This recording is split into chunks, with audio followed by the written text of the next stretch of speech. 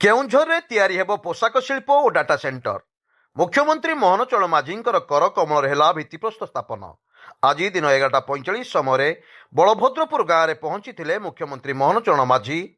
ଶ୍ରୀ ମାଝୀ ପହଞ୍ଚି ପୋଷାକ ଶିଳ୍ପ ଓ ଡାଟା ସେଣ୍ଟରର ଭିତ୍ତିପ୍ରସ୍ତର ସ୍ଥାପନ କରିଛନ୍ତି। ମୁଖ୍ୟମନ୍ତ୍ରୀ ପ୍ରଥମେ ମା ତାରିଣୀ ଓ ବଳଦେବଜୀଉଙ୍କ ଫଟୋଚିତ୍ରରେ ପ୍ରଦୀପ ପ୍ରଜ୍ୱଳନ ଓ ପୁଷ୍ପଗୁଚ୍ଛ ଦେଇ ଭିତ୍ତିପ୍ରସ୍ତର ସ୍ଥାପନ ଉତ୍ସବର ଶୁଭାରମ୍ଭ କରିଥିଲେ। ତାଙ୍କ ସହ ସାଂସଦ ଅନନ୍ତ ନାୟକ ଓ ତେଲକୋଇ ଓ ପାଟଣାର ବିଧାୟକ ଓ ଅନ୍ୟାନ୍ୟ ମାନ୍ୟଗଣ୍ୟ ବ୍ୟକ୍ତି ଉପସ୍ଥିତ ଥିଲେ।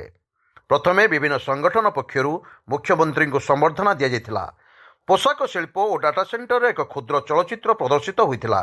ମୁଖ୍ୟମନ୍ତ୍ରୀ ରିମୋଟ୍ ମାଧ୍ୟମରେ ପୋଷାକ ଶିଳ୍ପ ଓ ଡାଟା ସେଣ୍ଟରର ଭିତ୍ତିଭୂମି ସ୍ଥାପନ କରିଥିଲେ। ପ୍ରଥମେ ଜୟ ମା ତାରିଣୀ, ଜୟ ଜଗନ୍ନାଥ, ଜୟ ବଳଦେବଜୀଉ କହି ନିଜର ଭାଷଣ ଆରମ୍ଭ କରିଥିଲେ। আজি କେନ୍ଦୁଝର ଜିଲ୍ଲାର ସଦର ମହକୁମାର ଉପକଣ୍ଠରେ ଶିରିଷପାଳ ଗ୍ରାମ ପଞ୍ଚାୟତର ଆମର ବଳଭଦ୍ରପୁର ଠାରେ ଏକ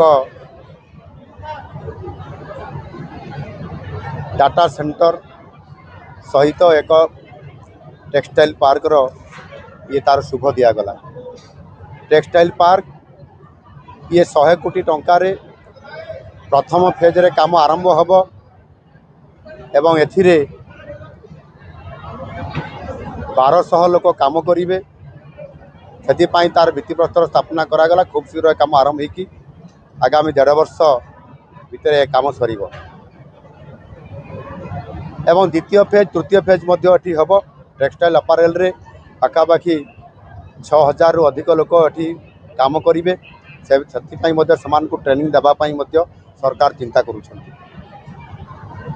ଠିକ୍ ସେହିଭଳି ଭାବରେ ଆମର ରାଙ୍କିଠାରେ ଅବସ୍ଥିତ ଥିବା ଆମର ଯେଉଁ ଧରଣୀଧର ବିଶ୍ୱବିଦ୍ୟାଳୟର ଯେଉଁ ପ୍ରଥମରେ ସାଉଥ୍ କ୍ୟାମ୍ପସ୍ ଥିଲା, ସେହି କ୍ୟାମ୍ପସ୍ ଭିତରେ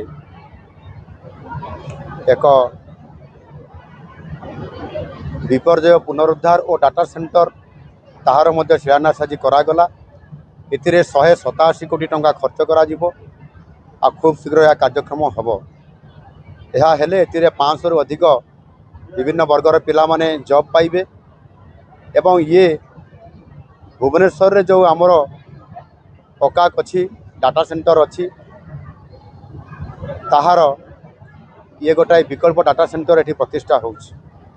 କୌଣସି କାରଣରୁ ଯଦି ଆପଣଙ୍କର ପ୍ରାକୃତିକ ବିପର୍ଯ୍ୟୟ ଆର୍ଥକ୍ୱେକ୍ ହେବା କାରଣରୁ କିମ୍ବା ଆପଣଙ୍କର ସାଇବର ଆଟାକ୍ ହେବା କାରଣରୁ ଯଦି ନଷ୍ଟ ହୋଇଯାଏ, ତାହେଲେ କେନ୍ଦୁଝରରେ ଥିବା ଯେଉଁ ଡାଟା ସେଣ୍ଟର ସମ୍ପୂର୍ଣ୍ଣ ସବୁ ତଥ୍ୟକୁ ସେ ସାରା ଓଡ଼ିଶାକୁ ଦେଇପାରିବ। ଆଉ ଏଠି ମଧ୍ୟ ପୁରା ସମ୍ପୂର୍ଣ୍ଣ ସରକାରଙ୍କର ଯେତେ ଡାଟା ସବୁ ଷ୍ଟୋର୍ ହୋଇକରି ଏଠି ବି ରହିପାରିବ। 400 ପ୍ରକାରର କାର୍ଯ୍ୟକ୍ରମ ଡାଟା ସେଣ୍ଟର ମାଧ୍ୟମରେ ଅନଲାଇନ୍ରେ କରାଯାଉଛି। ଯେମିତି ସୁଭଦ୍ରା ସ୍କିମ୍ର ଆପଣଙ୍କର ଅନଲାଇନ୍ରେ ପଇସା ପେମେଣ୍ଟ କରାଯାଉଛି ଏବଂ ଆପଣଙ୍କର ଇନପୁଟ୍ ଆସିଷ୍ଟାଣ୍ଟ କୃଷି ବିଭାଗର ମଧ୍ୟ କରାଯାଉଛି। ସେହିଭଳି ଭାବରେ ଏ 400 ପ୍ରକାର କରାଯାଉଛି। ତାକୁ ମଧ୍ୟ ଆଜି କେନ୍ଦୁଝରରେ ଏହା କରିବା ଦ୍ୱାରା କେବଳ କେନ୍ଦୁଝର ଖଣି ଅଞ୍ଚଳ ହୋଇଥିଲେ କେବଳ ଇଣ୍ଟିଗ୍ରେଟେଡ୍ ଷ୍ଟିଲ୍ ଆଉ ସ୍ପଞ୍ଜ ଆଇରନ୍ ହେବ, ଆଉ ଏଠି ନୂଆ ଅଲଗା ପ୍ରକାରର କିଛି ଆଗରୁ ଦେଖାଯାଉନଥିଲା।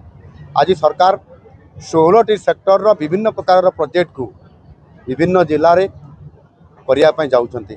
ତା ଭିତରେ ଇଏ টেক্সটাইল ଆଉ ଆପାରେଲ ଗୋଟିଏ, ଆପଣଙ୍କର IT ସେକ୍ଟରର ଏଇ ଯେଉଁ ଡାଟା ସେଣ୍ଟର ଗୋଟିଏ ଏବଂ ଏଇଭଳି ଭାବରେ ଅନେକ ପ୍ରକଳ୍ପ କାର୍ଯ୍ୟକ୍ରମ ଆଗାମୀ ଦିନ ମଧ୍ୟରେ ଏ କେନ୍ଦୁଝର ଏବଂ କେନ୍ଦୁଝର ସହର ସହିତ ଅନ୍ୟାନ୍ୟ ଏ ଅଞ୍ଚଳରେ ମଧ୍ୟ ହେବାର ଅଛି, ଓଡ଼ିଶାରେ ବି ହେବ।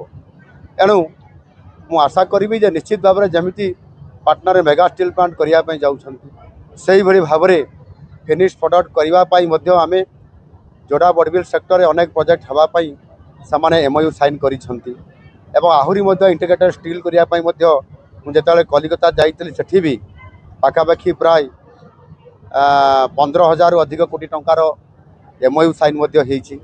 ଆଉ ସେ ଦୃଷ୍ଟିକୋଣରୁ ଓଡ଼ିଶା ଏବଂ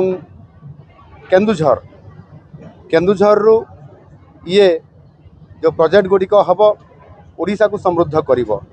ପ୍ରଥମେ କେନ୍ଦୁଝର ହେବ ସମୃଦ୍ଧ ଆଉ ବିକଶିତ। ସୁନାର କେନ୍ଦୁଝର କରିବା ପାଇଁ ଯେଉଁ ପଣ ଆମେ ରଖିଛନ୍ତି, କେନ୍ଦୁଝରବାସୀ ଯେଉଁ ଚାହୁଁଛନ୍ତି, ସେଥିପାଇଁ ପାଖାପାଖି ମୋ ଆସିବାର जो प्रोजेक्ट गुड़िक शिलान्यास एवं श्री गणेश हेलाणी से प्राय 5,000 कोटी टंकार अधिकर काम आरंभ हो जाइए। आगामी दिन में केन्दुझर जो रिंग रोड हम संपूर्ण भाव में बाईपास मध्यम एवं एथिरे केन्दुझर समेत जोड़ा बड़बिल को मिसई एक इकोनॉमिक रिजियन करने आम सरकार चिंता करुँच।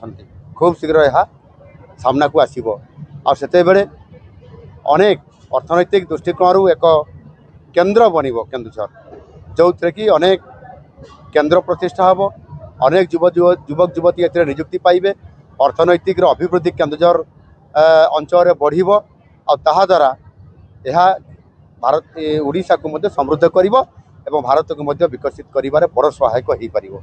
एणु जेहेतु माँ तारिणी आशीर्वाद एवं प्रभु जगन्नाथ आशीर्वाद एवं प्रभु बलदेव जी जो आशीर्वाद केन्दुझर जिला को समृद्ध करिबार जो आज मुख्य सेवक हिसाब से आज मते दायित्व दि जाइए ताहा सफल करिबा पई निश्चित भाव में आम सरकार बद्धपरिकर एवं सही रास्तार आज आम जाऊँ। धन्यवाद। केउंझरु निर्मल सेठीଙ୍କ रिपोर्ट स्वतंत्र ओडिशा लाइव।